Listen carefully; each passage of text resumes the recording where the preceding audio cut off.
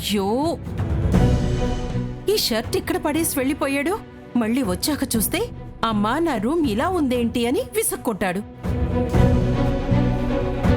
నా కొడుక్కి గది శుభ్రంగా ఉండాలి, ఎక్కడ వస్తువు అక్కడే ఉండాలి. వాడు చిన్నప్పటి నుంచి అంతే.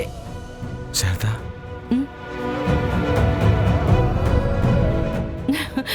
ఏమండి, వచ్చేసారా?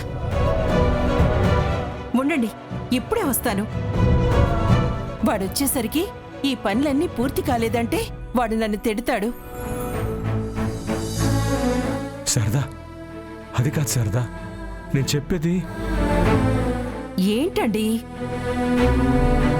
మీరు అక్కడ హాల్లో కూర్చోండి, నేను కాఫీనో టీనో పెడతాను. ఈ పని పూర్తి చేసి వస్తాను. అది కాదు శారదా. ఏమండి, మన గగన్కి ఈ షూస్ అంటే ఎంత ఇష్టమో మీకు తెలుసు కదా.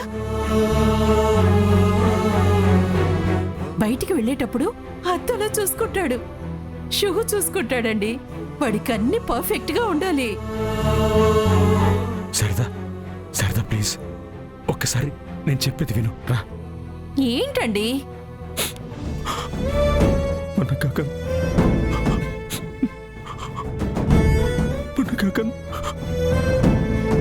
ఇంకా రాడు శారదా, ఇంకా రాడు శారదా, ఇంకా రాడు శారదా.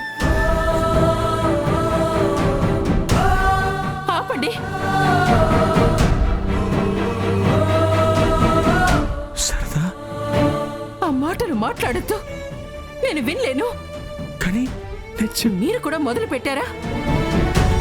అందరూ చెప్తున్నారు, అందరూ ఏడుస్తున్నారు,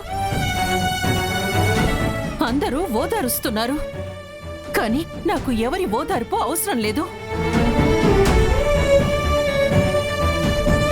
శారదా, ప్రత్యక్షంగా చూసిన వాళ్ళు చెప్పిన మాట అది. చూసిన వాళ్ళ? ఎవరు చూసింది? వాళ్ళు చూసింది నా కొడుకు చావుని కాదు. వాళ్ళు చూసింది వాళ్ళ భయం, వాళ్ళ అనుమానం. వాడు తన కోసం ఎప్పుడు బతకలేదండి. ఎప్పుడు ఎవరో ఒకరి కోసం బతికాడు.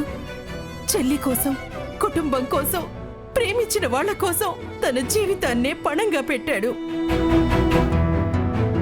అలాంటి బిడ్డను దేవుడు తీసుకుపోవాలంటే ముందే తల్లి ప్రాణం తీసుకుపోవాలి. అందుకే నేను నమ్ముతున్నాను, నా గగన్ ఎక్కడో బతికే ఉన్నాడు. ఈ తల్లి పిలుపు వాడికి వినిపిస్తుంది. ఈ తల్లి కన్నీళ్లు వాడికి తెలుస్తాయి. వాడు వస్తాడు, తప్పకుండా వస్తాడు. ఒక తల్లి తన బిడ్డ చనిపోయాడని నమ్మిన రోజే వాడు చనిపోతాడండి. నేనింకా నమ్మలేదు కాబట్టి నా గగన్ ఇంకా బతికే ఉన్నాడు.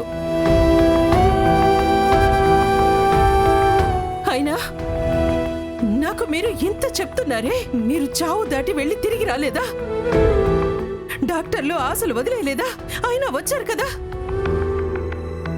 ఎందుకు వచ్చారు? నా కోసం, మా మీదున్న ప్రేమతో. అవునా కాదా? 25 ఏళ్ళండి, 25 ఏళ్ళు. ఒక్కరోజు కూడా వాడు నన్ను వదిలి ఎక్కడా ఉండలేదు. అమ్మా అని పిలవకుండా ఒక్కరోజు కూడా గడవదండి వాడికి. అలాంటి వాడు నాతో చెప్పకుండా శాశ్వతంగా వెళ్ళిపోతాడా?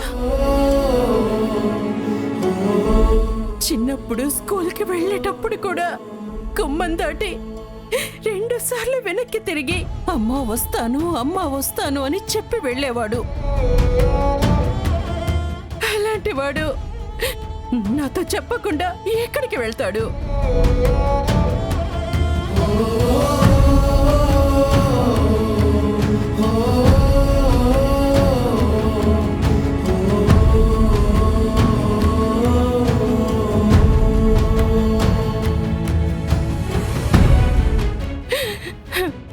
ఈ షర్టుకి ఇంకా వాడి వాసనే ఉంది. ఈ గదిలో ఇంకా వాడి నవ్వే వినిపిస్తోంది.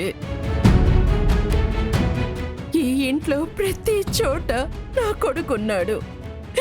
ఇల్లంతా వాడి అడుగుల శబ్దం వినిపిస్తోంది. నిన్న మొన్నటి వరకు అమ్మ కాఫీ పెట్టు అని అరిచిన బిడ్డ ఈ రోజు లేడని ఎలా నమ్మమంటారు?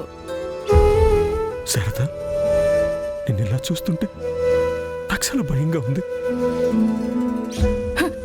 నాకేం కాలేదండి, నేను బానే ఉన్నాను. నాకున్న నమ్మకం మీకు లేదు అంతే. నా కొడుకు బతికే ఉన్నాడు, ఎక్కడో ఉన్నాడు. ఈ తల్లి కోసం తిరిగి వస్తాడు.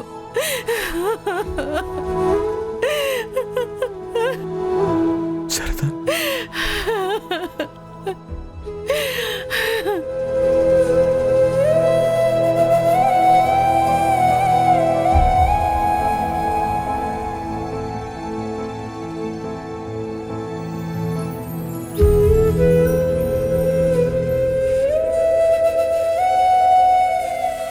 నా బిడ్డండి, వాడు ఎవరికి ఏ ద్రోహం చేశాడు? ఎందుకు వాడిని ఇలా వేటాడారు? చిన్నప్పటి నుంచి వాడికి సుఖం లేదు. తండ్రి దూరం, ప్రేమ దూరం, ఆనందము లేదు. చివరికి బతుకు కూడా దూరం చెయ్యాలని చూశారు.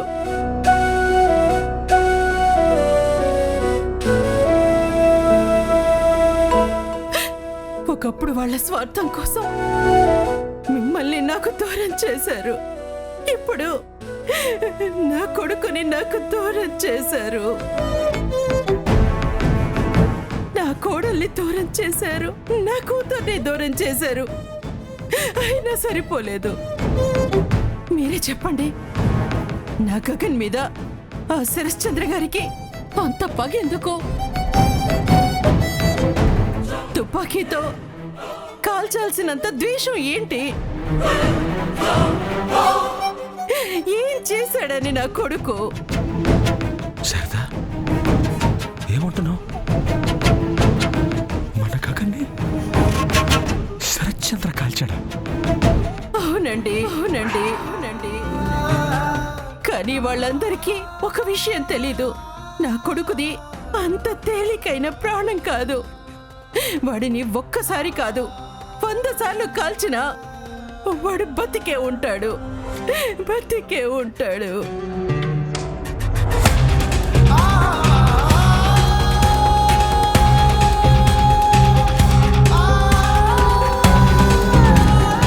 రే శరత్చంద్ర, నా కొడుకుని చంపింది నువ్వా? నువ్వు చేసిన పనికి నాకు సమాధానం చెప్పి తీరాలి.